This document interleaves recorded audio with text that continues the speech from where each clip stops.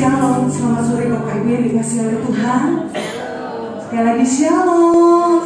Berapa banyak sore hari ini kita hadir di rumah Tuhan karena kita mencari Tuhan. Boleh naikkan tanganmu tinggi-tinggi. Berikan suara-suara yang meriah buat Allah. Dia Allah yang layak ditinggikan, Dia Allah yang layak terima pujian dari umatnya yang mengasihi Dia. Amin. Sebelum kita mulai ibadah kita, mari kita berdoa bersama-sama. Tuhan, terima kasih. Sore hari ini kami dapat ke rumah Tuhan karena kami mencari Tuhan. Kami rindu mendengar suara Tuhan. Kami mau memuji dan menyembah Tuhan.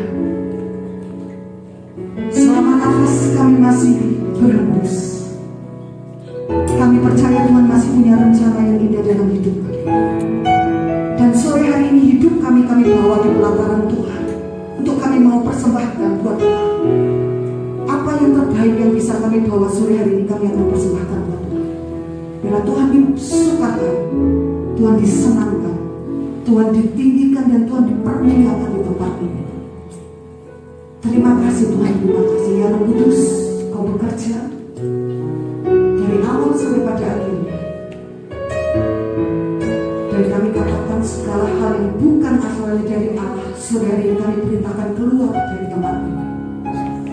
Roh Kudus, Kau ada, Kau hadir, Kau yang bekerja hanya di dalam nama Tuhan Yesus Kristus. Kami siap memulai ibadah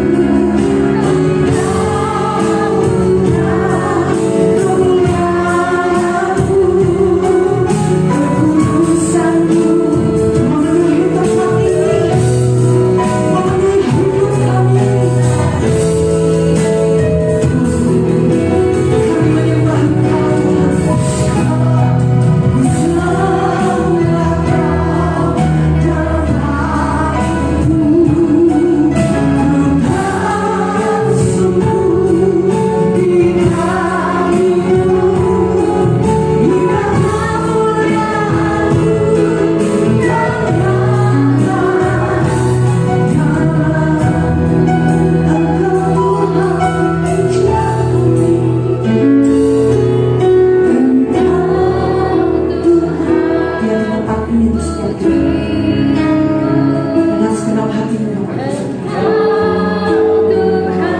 Yes.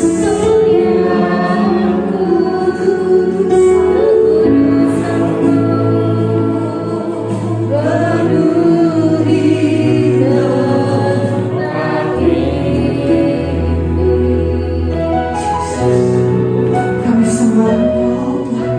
Ku sembah Engkau dalam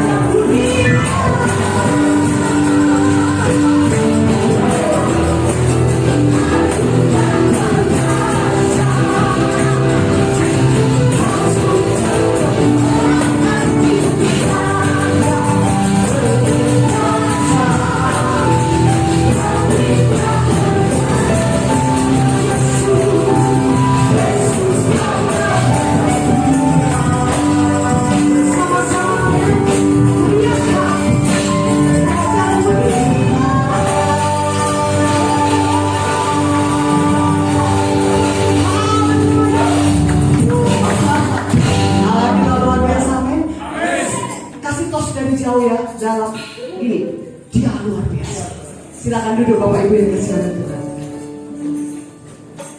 Dari dulu, sekarang, sampai selama-lamanya, Dia Allah yang tetap luar biasa. Siapkan hati untuk mendengar firman Tuhan. Dia tetap Allah yang luar biasa. Dia tetap Allah yang sungguh baik. Apapun yang Tuhan izinkan terjadi dalam hidup kita, Dia tetap Allah yang baik. Amin. Terima kasih Tuhan. Terima kasih. Ku sadar tak semua dapat aku miliki di dalam hidup hatiku.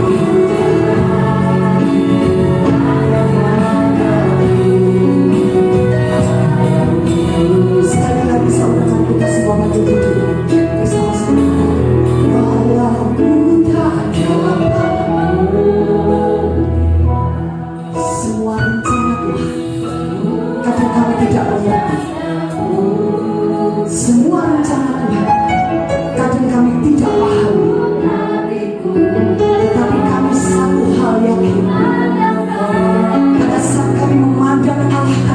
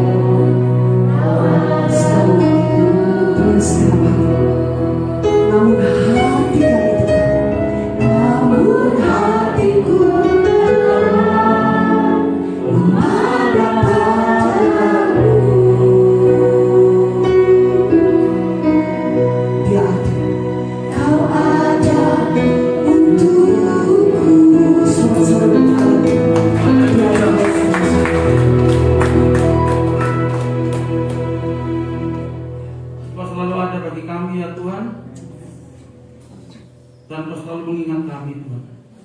Terima kasih Tuhan untuk pengorbananmu. Terima kasih untuk kebaikanmu dalam hidup kami.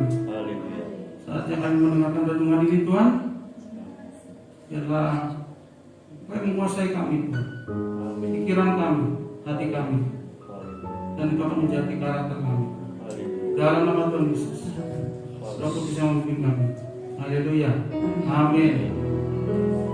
Amin. Ya, yang nyuruh duduk siapa ya? Iya, belum Bu. Iya. Sekarang boleh duduk. Ya. Ini biasanya juga turun yang nyuruh siapa ini? Ya, apa-apa wes. Kasihan sudah dari pagi ya. Shalom Bapak Ibu sekalian. Oh ya, LWAB ya. Hah? Masih semangat? Masih. Masa kalah di Gembalai dari tadi lompat-lompat loh. Itu berapa kalori yang dibangun Pak? Hah? Ya. Ada yang sudah lupa dengan saya? Masih ingat, puji Tuhan. Ya, saya tahunya ibu itu kemarin gendut, sekarang tambah kurus itu ya. Ternyata sudah ada yang baru yang digendong itu. Selamat Pak untuk kelahiran anaknya yang ketiga Pak ya. Ya, kita menunggu yang keempat Pak. Ya, saya diberitahu oleh Pak Andrew, koordinator Gideon, waktu hari Kamis ke tempat saya, dia ngantar komputer, dia cerita saya, Minggu isi firman Tuhan ya, di Cikai Batu, mateng kon. Kenapa saya bilang mateng? Hari Rebo saya doa, Tuhan itu ngomong gini, pokoknya istilahnya gini loh, kamu harus mendudukkan saya. Oh iya Tuhan, berarti itu saya pasti nanti ada pelayanan nanti minggu depan atau 2 minggu lagi, ya sudah terjadwal. Ya pasti nggak mungkin minggu ini. Kenapa saya bilang gitu? Gak mungkin lah, biasanya udah ada seperti ini gitu loh. Karena kebetulan hari ini juga anak saya ulang tahun. Ya, anak saya ulang tahun. Ya, karena kita hari ini rencananya mau ke Surabaya sekalian jalan-jalan sambil merayakan dia. Ternyata kita bisa merayakan di sini ya pun ya. Anak saya usia 14 tahun. Iya. Itu yang 14-an? Iya, coba pun. Jadi saya diberitahu tadi juga harusnya hari ini apa siapa sih? Pak Kris Muntu dari Jakarta. Kris Muntu. Ya, anggap aja ini Titi Muntu ya. Ya. Saya kasih waktu berapa lama ini Pak? Saya dengar ibadahnya 1 jam ya sekarang. Bebas Pak. Oh bebas, puji Tuhan. Iya. Ini ya kalau bebas, bener Pak, itu bebas sisa 3 jam loh. Saya baru kali ini bikin rencana khotbah sampai segini banyak. Ini renungan, bukan bahan khotbah. Renungan saya dapat hari Selasa. Ya. Siapa yang tahu khotbah saya, firman saya berapa bulan yang lalu? Ada yang ingat? Ya Bu? Tentang apa Bu?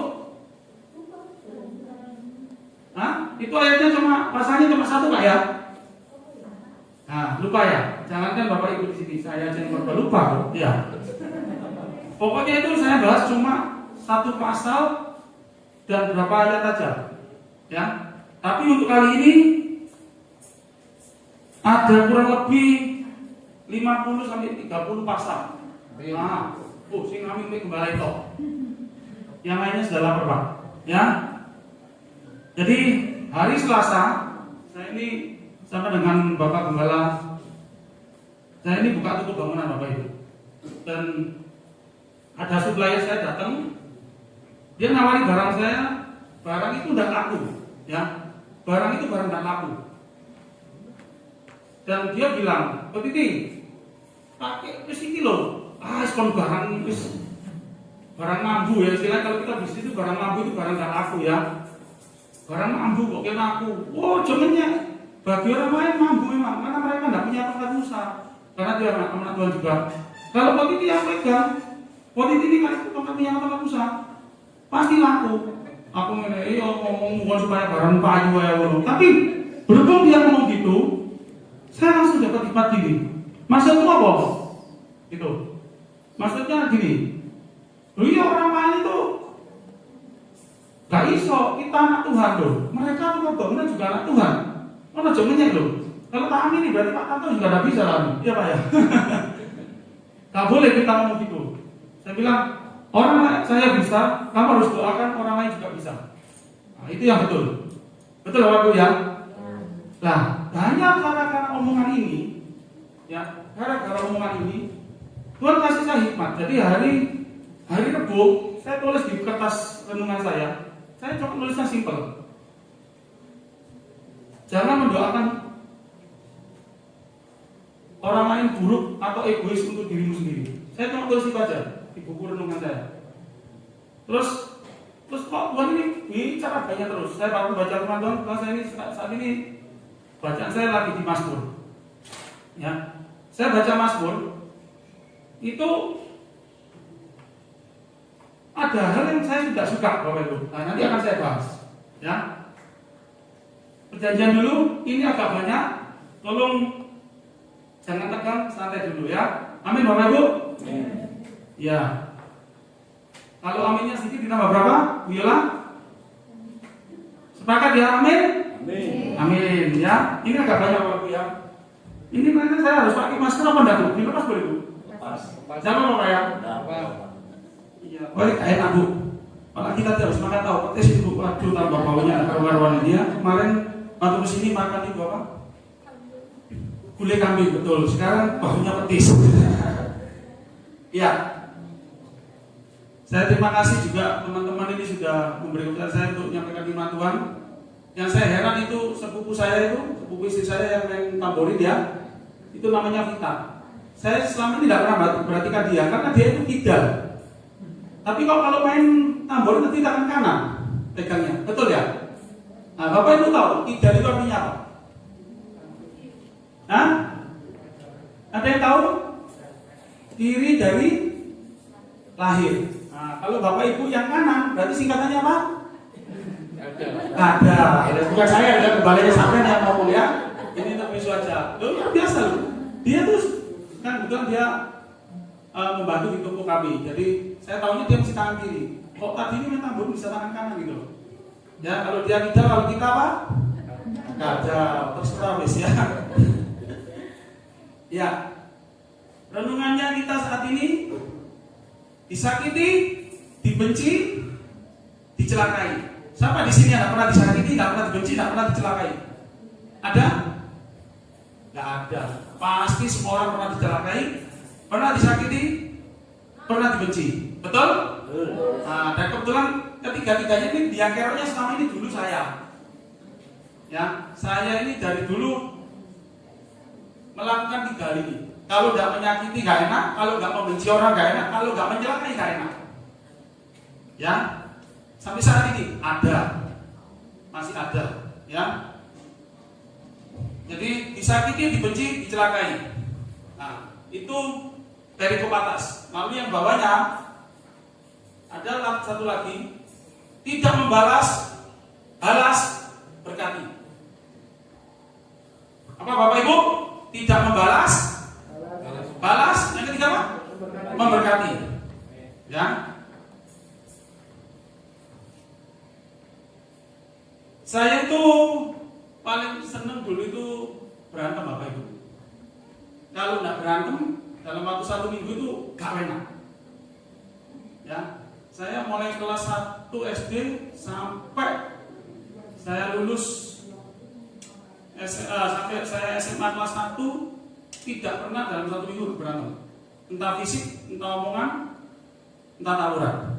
Ya. Dan saya itu gak bisa diem. Istilahnya kalau kalah besok harus lanjut lagi. Ya, beda dengan anak saya lagi itu lagi. Ya, promosi siapa tahu nanti ada yang mau ngambil mantu, Pak ya. Anak saya itu, saya tahunya dia waktu berapa ya? SD ya? SD atau SMP? Yang di kompas temennya dulu. SD. Dia di kompas temennya. Tambah temennya dikasih barang. Pulang di rumah, saya marahin. Kamu itu orang laki kok diminta orang duit kok nggak dikasih? Gak apa-apa Pak. Tuhan Yesus itu ngajar begitu. Kasih Pak, mateng kon pendeta diajari oleh anaknya. Loh, anak saya ini luar biasa yang laki ini, yang laki ya. Soalnya anaknya kembali sampean cantik, jadi saya harus mengumpulkan anak saya yang laki. Sangat-sangat berbeda dengan saya. Karena apa? Didikan beda. Didikan orang tua saya keras. Sebelum kamu disakiti, kamu harus nyakiti. Kalau kamu disakiti, hancurkan dia sampai berkali-kali lipat, habisin sampai dia takluk. Didikan saya seperti itu. Nah nanti ini akan ada dengan kita akan belajar dari tiga tokoh di sini, ya. Yang pertama tadi apa? Tidak membalas, ya. Itu sama dengan anak saya, tidak membalas. Kalau kita belajar di firman Tuhan, kita belajar yang tidak membalas dari siapa? Dari Yusuf. Betul ya Bapak Ibu? Tidak membalas. Kejadian 37 ayat 4. Ya. Setelah dilihat oleh saudara-saudaranya bahwa ayahnya lebih mengasihi Yusuf dari semua saudara, maka bencilah mereka itu kepadanya, tidak mau menyamanya dengan ramah. Jadi ada akar kebencian di sini karena perlakuan orang tua yang tidak adil. Betul ya? Nanti Bapak Ibu baca sendiri di ayat 39-nya ada lagi, ayat 2-nya, ayat pasal 40. Bapak Ibu baca kejadian 37 sampai kejadian 50. Ini kalau tak jelaskan semua nanti habis waktunya. Yang penting di terakhirnya aja, kejadian 50 ayat 15 sampai 21. Ya, di ceritanya di Yusuf itu Bapak Ibu ya, dia dibenci, dibuang, lalu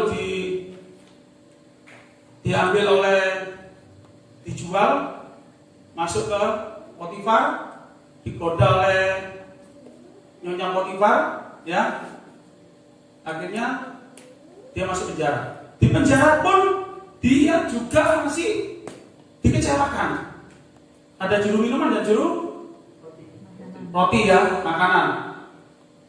Dia ngomong, kalau engkau nanti sudah keluarkan, ingatlah akan aku. Ternyata apa? Tidak ingat. Sampai berapa tahun?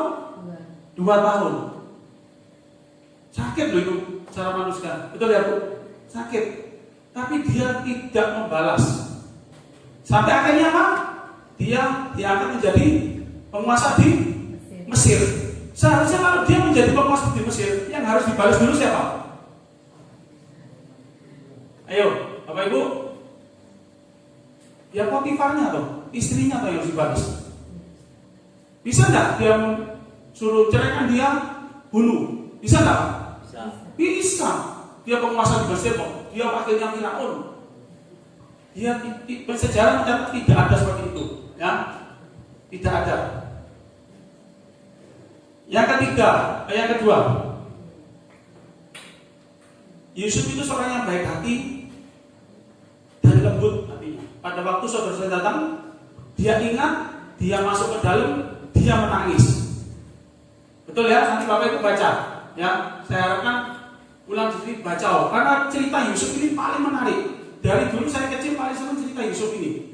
Apalagi setelah waktu besar, saya paling senang ceritanya pada waktu istrinya itu, istri Potifar goda Yusuf itu saya paling senang. Oh aku sih bodoh. Ya, saya digoda sejarahnya ceritanya beda. Seandainya Yusuf pada waktu dia kena goda oleh Potifar, sejarahnya beda enggak? Betul ya, beda ya. Mungkin sejarahnya orang Israel akan kelaparan, dia akan menjadi miskin. Karena melalui ini bangsa Israel tetap kaya dan menjadi kaya. Ayat yang paling terakhir di Yusuf 50, 15 sampai 21. Ya, dia tidak pernah membalas kejahatan kepada saudara-saudaranya. Ini ayat terakhir di Yusuf. Ketika saudara Yusuf melihat bahwa ayah mereka telah mati, jadi pada ini ayat yang terakhir ya, kalau Bapak Ibu, sejarah Yusuf setelah ini habis. Setelah itu bukan Yusuf lagi, ya. Jadi ini Yakub meninggal, Israel meninggal. Kakak-kakaknya ngomong apa? Berkatalah mereka, boleh jadi Yusuf akan mendendam kita dan membalaskan sepenuhnya kepada kita segala kejahatan yang telah kita lakukan kepadanya. Sebab itu mereka menyuruh menyampaikan pesan itu kepada Yusuf. Sebelum ayah mati ia telah berpesan. Yuk, lanjut.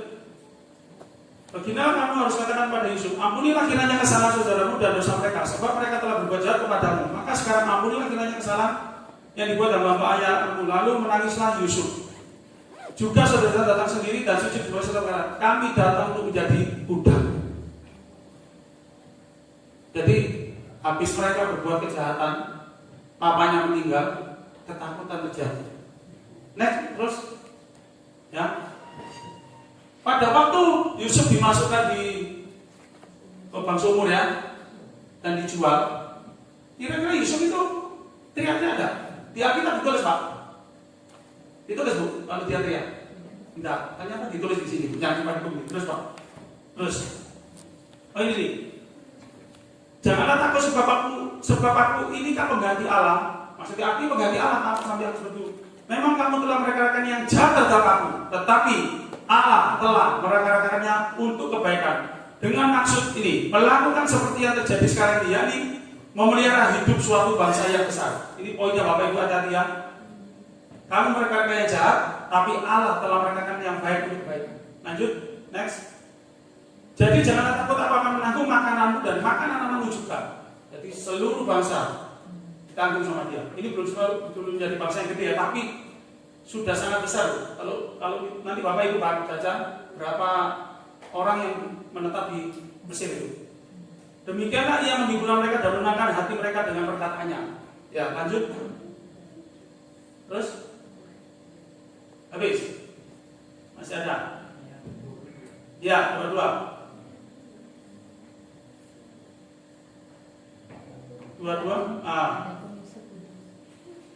Ya, lanjut lagi sampai ayat yang terakhir, sorry. Ayat yang ke 21, ya. Sorry, ya sampai situ aja. Jadi Bapak Ibu perhatikan ya, Yusuf tidak pernah membalas kejahatan saudara-saudaranya. Betul ya? Bukan saya yang ngarang loh, ini firman Tuhan yang ngomong, ya. Firman Tuhan yang ngomong. Jadi kita belajar tentang apa? Tidak membalas. Apa Daud memberkati mereka? Dengan ada nggak perkataan Daud itu? Aku memberkati engkau keturunan menjadi besar, ini tidak ada loh.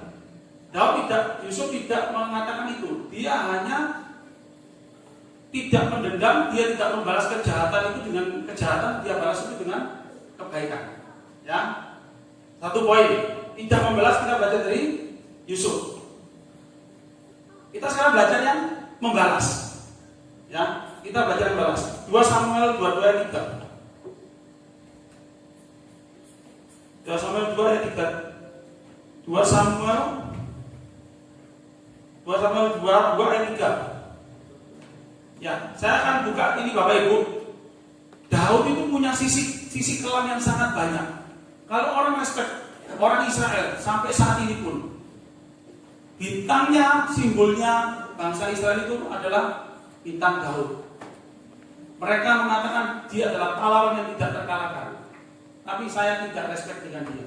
Saya pribadi, Bapak Ibu, karena saya tahu ada sisi-sisi kelam Daud yang sangat-sangat saya tidak suka. Saya pribadi Bapak Ibu ya, jadi Bapak Ibu jangan ikut saya.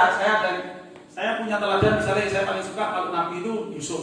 Mungkin ada yang suka Daud karena apa? Dia pahlawan. Dulu saya kecil sebenarnya Pak Daud. Kenapa? Sama dengan temperament saya. Bikin masalah, sikat, habisin dan akar-akarnya. Nah ini terakhir Daud sebelum mati.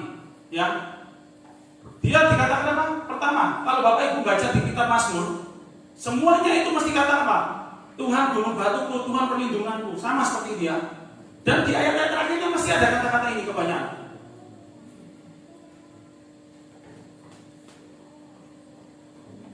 Ya, sorry. Satunya lagi. Terus buat ayat 4. Ayat. Ya, jadi ini Daud ini memuji-muji Tuhan dengan luar biasanya. Asal 38 ayat saya ayat 38, sorry. 38. Ayat 38. Ya, sama ayat 38-nya. Ya, aku mengejar musuhku sampai mereka kupunahkan dan tidak berbalik sebelum mereka kuhabiskan. Ya, jadi kalau kita lihat Daud seperti ini, Bapak Ibu. Ya, bahkan yang terakhir, perkataan terakhirnya dia di 2 Samuel 23. 2 Samuel 23 ayat 1 dan 6. Ini perkataan Daud sebelum meninggal, Bapak Ibu. Inilah perkataan Daud yang terakhir, berarti sebelum dia meninggal ya. Tutur kata Daud bin Isai dan tutur kata orang yang diangkat tinggi, orang diurapi Tuhan Yakub, pemazmur yang disenangi di Israel. Daud itu salah satu pemazmur yang disenangi di Israel sampai sekarang. Ya.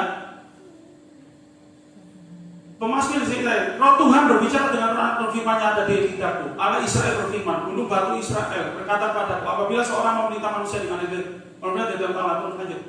Ayat yang ke-6 sekarang. Ayat 6. Dia itu salah satu, bukan salah satu, pemazmur yang disegani. Mungkin di dunia sampai sekarang ini ya. Tetapi orang yang bersilam merasa mereka semuanya seperti durian dihamburkan. Sesungguhnya mereka tidak terpegang oleh tangan. Apa? Di doanya terakhir, dia selalu menyebut orang-orang bersila. Mereka semuanya seperti durian dihamburkan. Kalau Bapak Ibu pelajari ini, tidak apa?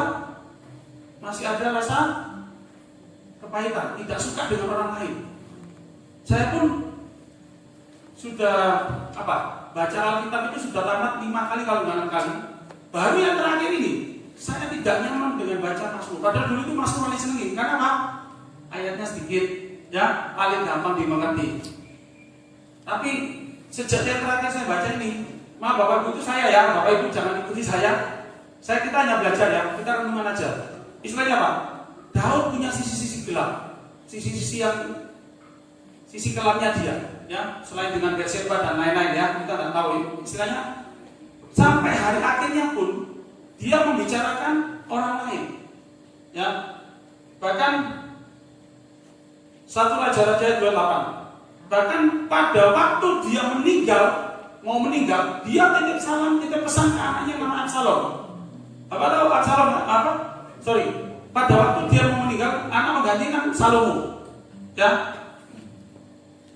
Waktu zamannya dia memerintah, Daud kan diserang oleh dikudeta oleh anaknya ya, Absalom, betul ya Bapak Ibu ya. Pada waktu dia lari, dia kalau dengan keluarga sangat cinta. Dia bisa merangi Absalom, tapi dia lari. Pada waktu lari, Bapak Ibu tahu ada yang namanya keluarganya Saul, namanya Simei, ya Simei. Itu mengutuki Daud pada waktu dia perjalanan pergi. Mengutuk Daud, engkau penumpah darah dan lain-lain. Tapi Daud tidak membalas. Ya, Daud tidak membalas. Tapi, ini. Terus juga masih ada padamu Simei bin Gera, orang Benyamin dari Bahurim. Dialah yang mengutuk aku dengan kutuk yang kejam pada waktu aku pergi ke Mahanaim. Tetapi kemudian datang menyusul aku di sungai Yordan dan aku telah bersumpah padanya demi Tuhan. Lanjut. Jadi pada waktu itu dia mengutuk, lalu dia Simei mengutuk Daud, lalu Daud itu merah. Lalu Absalom meninggal dalam peperangan. Daud kembali lagi ke kerajaannya. Simei ini takut. Akhirnya apa? Dia minta ampun ke Daud. Pada waktu itu perwiranya juga mau membunuh dia. Daud bilang, ini kemenangan yang terbaik bagi rakyat. Jangan ada pertumpahan darah. Tapi dia nyimpen masih dalam hatinya. Bapak Ibu lihat, sekarang janganlah bebaskan dia dari hukuman. Sebab engkau seorang yang bijaksana dan tahu apa yang harus kau lakukan padanya, itu membuat yang badan itu turun dan berdarah ke dalam gunung mati. Artinya apa? Pening. Daud punya apa ini? Minta apa? Supaya Salomo minta apa? Supaya apa? Bunuhan. Memang Daud itu orang gentleman, nggak mati Nikon. Tapi dia kepahitannya, dia simpen untuk anaknya. Salomo dikasih pesan. Tuh, kalau bapak ibu baca ya di ini 2 Raja-Raja itu peninggalan terakhir dia. Sampai disebut peninggalan cuma apa? Jadikan kau harus jadi orang berhikmat dan lain-lain. Jangan menyimpan ke kanan atau ke kiri. Sehingga keturunan tetap menjadi raja. Bisa disebut lagi loh Simei ini. Ayo. Akhirnya apa? Dikatakan apa terakhir di pemerintahan Salomo? Salomo itu orang pinter. 2 tahun setelah bapaknya meninggal, Simei dibunuh. Karena apa? Simei bodoh masuk dalam perangkapnya. Saya yakin itu ada politiknya Salomo sehingga Simei ini keluar dari kota. Jadi dia itu tidak boleh. Oke, kan gak bunuh, tapi kan gak boleh keluar dari kota ini. Ternyata apa? Dia keluar dari kota untuk menjemput budaknya yang melarikan diri. Akhirnya apa? Bunuh. Sudah ya? Kita belajar dari dua ini. Yang ini apa berarti Bapak Ibu? Yang Daud membalas. Kenapa Daud seperti ini? Daud pada orang yang jahat, orang yang tidak benar. Kenapa kok Tuhan pakai dia luar biasa? Satu, karena dia tidak tahu yang dilakukan. Karena semua perjanjian lama dulu, kalau kita baca perjanjian lama, Keluaran 21 ayat 24. Sama dengan saya, zaman saya, kalau saya ini 9 berkeluarga, kalau saya berantem, kakak saya mesti apa? Kalau kamu kalah, pulang tak ajar. Besok kamu harus menang. Sama, zaman anak saya, tak boleh pak, tak boleh balas kebaikan dan jahat harus balas dengan kebaikan. Zamannya Daud juga itu, perjanjian lama, gigi ganti gigi, mata ganti mata. Itu sudah dikatakan di sini. Keluaran 21 24. Mata ganti mata, gigi ganti gigi, tangan ganti tangan, kaki ganti kaki. Karena ini sudah mendarah daging. Ya, jadi perjanjian lama Imamat 24 ayat 20. Ya, agak banyak ini ya Bapak Ibu ya. Imamat sudah sama, patah ganti patah, mata ganti mata, gigi ganti gigi, seperti dibuatnya orang lain, bercacat, begitulah harus dibuat kepadanya. Kecil enggak? Perjanjian lama. Seperti ini semuanya. Ya. Jadi kita tidak bisa menyalahkan Daud 100%. Sama seperti pada waktu dulu anak saya kecil. Dia waktu kecil ngompol, lucu, gak apa-apa. Gede ngompol, oh dia tak ulang anggaran. Karena dia tidak tahu mana yang salah, mana yang benar. Perjanjian lama menyatakan apa? Itu semua harus diganti. Semuanya harus ganti. Kewanmu masuk ke karangan orang merusak, ganti. Kamu bikin lubang, ada lubang kamu nggak sengaja, kewannya orang lain masuk, kakinya patah, ganti. Mata ganti mata, gigi ganti gigi, cacat ganti cacat.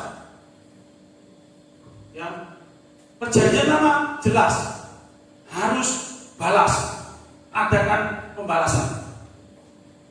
Ya, kalau orang sekarang bilang apa? Kalau saya dulu bilang apa? Kakak saya itu pokok saya selalu ngomong, kon dari wong lanang. Nek kon gak iso bales, gak usah dari wong lanang. Itu sampai sekarang saya kadang pun saya masih masuk pikiran saya. Ya. Jadi saya mau kesaksian sedikit, tak kasih sing enteng-enteng aja Bapak Ibu ya, nanti tak kasih sing mantap-mantap nambah medeni kesaksiannya ya. Apalagi ada anak saya nanti ada beberapa hal yang anak saya juga saya kasih tahu. Ya. Yang istilahnya saya nyaris mau bunuh orang dan apa-apa saya tidak kasih tahu, istilahnya itu masa kelam saya. Tak kasih yang enteng aja. Kalau dulu sampai sekarang pun ya, anak saya istilahnya tahu. Saya itu paling nggak sabar kalau naik mobil, maka itu saya kalau kemana naik motor. Ya, kalau naik mobil tanya istri saya. Dulu sebelum anak saya lahir, 1 minggu nggak berantem nggak enak tanya. Nah sekarang ini saya belajar sabar, terutama dari anak saya yang laki juga. Sabar sekali, tak promosikan sih ya. Anak saya laki itu sangat sabar. Terus apa aja, kalau Tuhan sih balas tuh. Apa lebih tahu dalam hati kalian kan? Jadi gini, kalau saya dulu naik mobil apa ya, kalau orang gak benar saya langsung teriak, oh kere kamu. Ya, kasar saya. Kalau orang yang balas, saya nambah seneng. Tanya istri saya, udah seneng. Tambah akhirnya berantem, fisik juga. Kalau sekarang saya belajar, kadang-kadang ya enak-enak ngomong nyanyi firman Tuhan, nyanyi lagu bejo, ngomong salib, langsung ngomong oke tadi, ngomong oke kan, oke untuk sekarang ya. Amin Bapak Ibu, belajar betul itu ya. Jadi selalu membalas. Nah ini waktunya, karena untuk ini padahal masih seperempat itu Pak ya. Yang ketiga, ini tak skip terus ya. Yang ketiga, berkati. Belajar dari siapa? Ayo Bapak Ibu, siapa? Ada tokoh Alkitab yang kalau kamu disakiti kau harus berkati. Ada tokoh Alkitab hanya satu. Siapa Bapak Ibu? Tuhan Yesus. Tidak ada yang seperti ini. Ya. Matius 5:39. Kalau ayat ini dikupas Bapak Ibu, ini bisa satu sesi nih. Saya kemarin, waduh ini bahaya kupas KP ini. Ayat 5:39. Tetapi aku berkata kepadamu, janganlah kamu melawan orang yang berbuat jahat kepadamu, melainkan siapapun yang menampar pipi kananmu, berilah juga kepadamu pipi kirimu. Siapa di sini yang mau saya tampar terus kasih kaki kirinya? Serius, mumpung tangan saya masih gede ini. Ada yang mau? Loh, kok ada yang mau? Ini perintah Tuhan loh. Hah? Oh, kamu kalau ditampar pipi kiri, mau dikasih kanan? Mau? Mau kok? Nggak mau, berarti kamu tidak mau perintah Tuhan. Ayo, mau kok? Lain, paling kamu ini papi kiri, kamu sih nyawat aku baik kursi nanti ya. Ya, beri pipi kanan pipi kirimu. Apa seperti ini yang dimaksud firman Tuhan? Nah kita bahas dan tetek bu, ya. Intinya, kalau kau disakiti orang dengan pipi kirimu, berikan pipi kananmu, artinya apa? Jangan gundel, jangan ngamuk. Bila perlu kalau dia menyakiti lagi, ya kau jangan ngamuk. Amin. Nah, ini sih amin ini jadi kaplok ya. Udah dikaplok paling ya. Loh, bu kenapa bu? Ya, satu lagi. Nah, sing ini yang tadi agak berat ya. 43 ayat ya sekarang ayat 43-nya, turun 43. 43 dan 48. Kayaknya aku dibantu ambil ini cukup penting. Kamu telah mendengar firman, kasihlah sesama manusia dan bencilah musuhmu. Ini bukan kamu telah mendengar firman, maksudnya firman perjanjian lama, ya. Kasihlah sesama manusia dan bencilah musuhmu. Next, lanjut lagi. Karena itu haruslah kamu sempurna, sama seperti Bapa kamu adalah sempurna. Perjanjian lama mengatakan kamu harus benci musuhmu, bahkan balaslah musuhmu. Tapi Tuhan Yesus itu perintahnya apa? Kalau ada yang nampak pipi kananmu, berikan pipi kirimu. Ya, terus apa lagi ayatnya yang menyatakan bahwa 39, jika engkau disakiti selain mau mengasihkan pipi itu,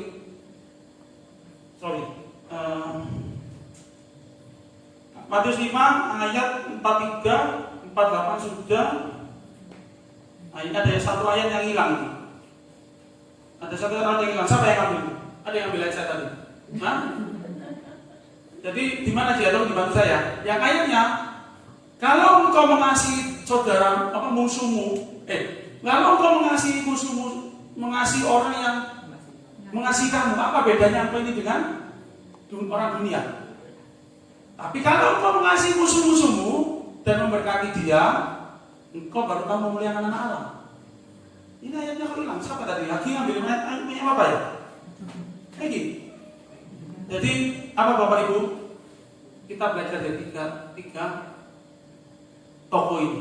Bapak Ibu mau niru yang mana? Silakan. Tidak bisa kita langsung ujuk-ujuk hidup kayak malaikat. Gak bisa. Belajar. Sekali lagi belajar. Belajar dari siapa? Kalau engkau dulu hidup seperti Daud, oke silakan. Kenapa? Saya buka ya. Kenapa Daud walaupun seperti itu, dia menjadi bapak bangsa Israel. Melalui Daud ada Tuhan Yesus. Bahkan Tuhan Yesus disebut apa? Anak Daud. Ada Daud orang yang brengsek kalau saya ngomong. Benar, maaf Bapak Ibu. Orang yang tidak benar. Kenapa dia kok masih dipakai luar biasa? Yang saya tahu belajar apa? Daud selalu merendah pada Tuhan. Dia selalu mengakui kesalahannya.